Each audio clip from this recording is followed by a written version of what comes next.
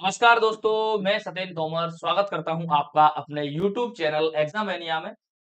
आज मैं आपको बताने वाला हूं एक ऐसे क्रूर, एक ऐसे निर्दयी शासक जिसने एक हिंदू शासक जिसकी स्किन को हटवा दिया, जिसकी जो खाल थी वो उतरवा दी और बाद में उस हिंदू शासक की हत्या कर दी गई।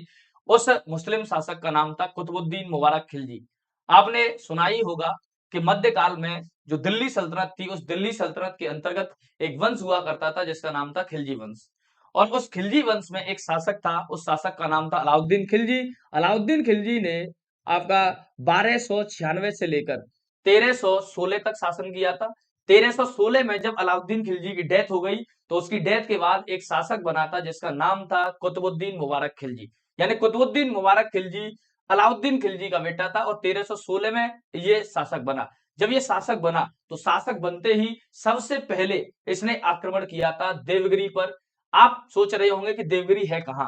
तो देवगिरी जो है वो आपका महाराष्ट्र में स्थित है।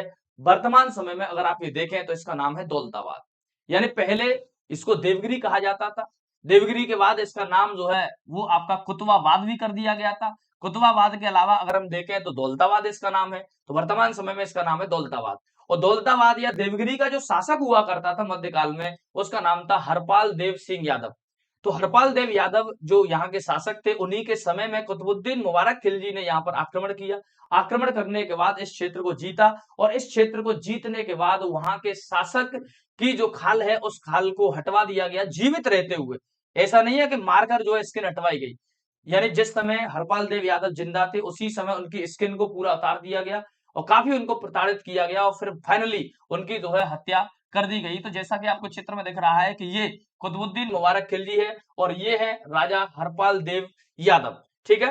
दूसरी चीज अगर हम ये देखें कि इसकी कुछ और भी हरकतें थी जो कि एक राज्य के लिए, एक बेहतर राज्य के लिए, एक बेहतर राजा के लिए, एक बेहतर सुल्तान के लिए बिल्कुल भी जो है एक तरीके से लाभकारी नहीं थी। जैसे कि दरबार में ये नग्न अवस्था में आ जाता था।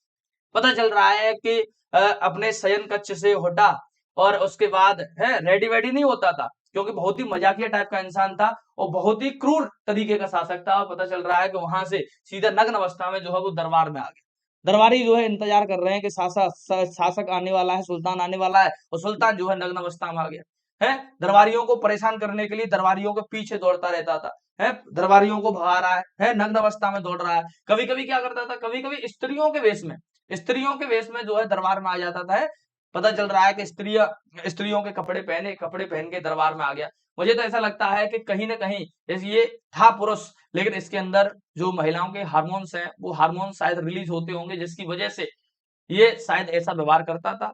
है नेचुरली अगर आप ये देखें तो नेचुरली इसका व्यवहार जो है वो महिलाओं की तरह था। दिखता कैसा था, तो वो मतलब एक तरीके से जो भौतिकता जो दिख रही है, मतलब उसकी जो बॉडी दिख रही है वो आपकी दिखने में कैसी थी, पुरुष जैसी थी। ठीक। दूसरा अगर हम बात करें, इसके एक पॉइंट पे और बात करने वाले हैं और वो दूसरा पॉइंट है वही देवगिरी वाला, कि देवगिरी जो कि दौलताबाद यानी महाराष्ट्र में स्थित है। और जब यहाँ पर आक्रमण किया था तो आपको दिख रहा होगा कि राजा हरपाल देव जो है, हरपाल देव यादव, इनकी बॉडी से खाल को इसके द्वारा उतरवा दिया गया था। काफी क्रूर शासक के रूप में ये फेमस हुआ है कुतुबुद्दीन मुबारक खिलजी। तो इसी टाइप के नए नए फैक्ट जानने के लिए, बेहतरीन इतिहास जानने के लिए आप चैनल को सब्सक्राइब करें एग्जामेनिया को। इसी के साथ मैं वीडियो को विराम देता हूं। Thank you very much.